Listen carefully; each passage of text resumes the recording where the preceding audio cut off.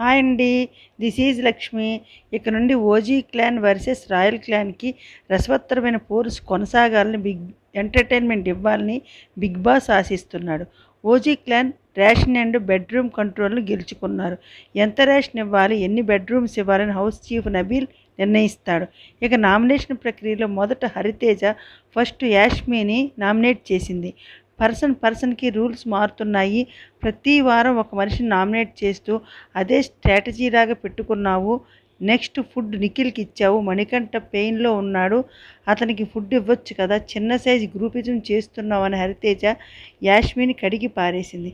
నేను చాలా లవ్ చూపిస్తున్నాను మణికంఠ మీదని ఫేక్గా మాట్లాడింది యాష్మి. ఇక నెక్స్ట్ హరితేజ పృథ్వీని నామినేట్ చేసింది. మీరు అందరి వల్ల ఇన్ఫ్లుయెన్స్ అవుతున్నారు, అందరి సలహాలతో గేమ్ ఆడుతున్నారు, మీరు అసలు ఎక్కడా కనబడడం లేదు. గ్రూపిజం అన్నది హరితేజ.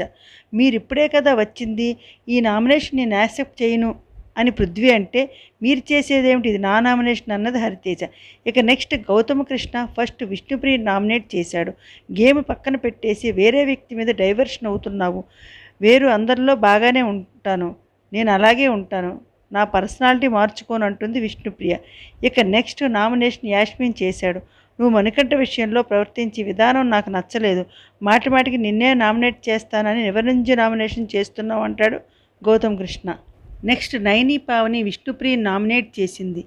నీకు గేమ్లో సీరియస్నెస్ లేదు, అసలు గేమ్ ఆడాలని నీకు విన్ అవ్వాలని తపన లేదు, నీకు చీఫ్ అయ్యే స్టామినా లేదని నువ్వే ఒప్పుకుంటున్నావు కాబట్టి చీఫ్ అయ్యే అవకాశం వేరే ఒకరికి ఇద్దామని నామినేట్ చేశానని నైని విష్ణుప్రియని నామినేట్ చేసింది.